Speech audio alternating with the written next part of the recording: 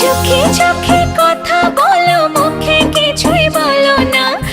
তুফান সিনেমার পর পরিচালক রায়হান রাফি আলোচনার তুঙ্গে রয়েছেন। মিমি চক্রবর্তীকে কাস্ট করে চমকে দিয়েছিলেন রাফি। এবার সুপারস্টার জিতের সঙ্গে জুটি বাঁধতে চলেছেন পরাণ খ্যাত এই নির্মাতা। তবে জিতের বিপরীতে কোন দেশের নায়িকা থাকছেন উড়ো খবরে তার কিছুই জানা যায়নি।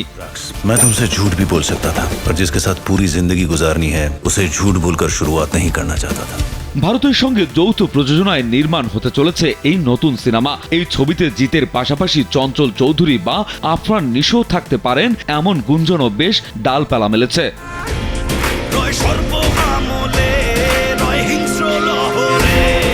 গেল ঈদে মুক্তি পাওয়া শাকিব খান অভিনীত এবং রায়হান রাফির পরিচালনায় সেলফিন অ্যাপে দেশ বিদেশের যে কোনো জায়গা থেকে অ্যাকাউন্ট খুলতে পারবেন কোনো ঝামেলা ছাড়াই। সেলফিন, আগামীর ব্যাংকিং। তুফান ছবিটি বেশ সাড়া ফেলেছিল। ছবিতে আরও ছিলেন মিমি চক্রবর্তী, নাবিলা ও চঞ্চল চৌধুরী।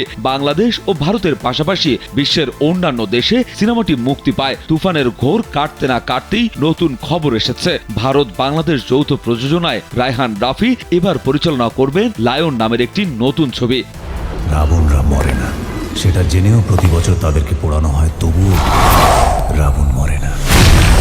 বাংলাদেশ ভারত যৌথ প্রযোজনার ছবিটি নির্মিত হবে 3টি পর্বে। প্রথম পর্ব মুক্তি পাবে 2025 সালের রোজার ঈদে। অ্যাকশন ড্রামা ঘরানার ছবিটি 65% শুটিং হবে সমুদ্রে। ছবির গল্প নিয়ে খোলাসা করতে চান না রাফি। তবে যেহেতু সমুদ্রে শুটিং হবে সেহেতু এতে জাহাজ, নৌবাহিনী ব্যাপারগুলো থাকবে এটা বলতে পারি। ইউনিফর্ম পরে সেজে গুজে হাতে লাঠি নিয়ে আসিস, তারপর যাবো।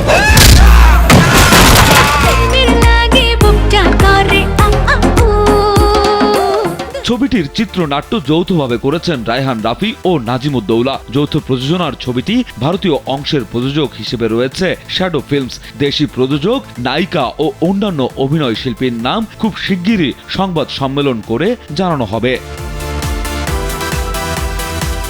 রাজু আহমেদ, কালবেলা।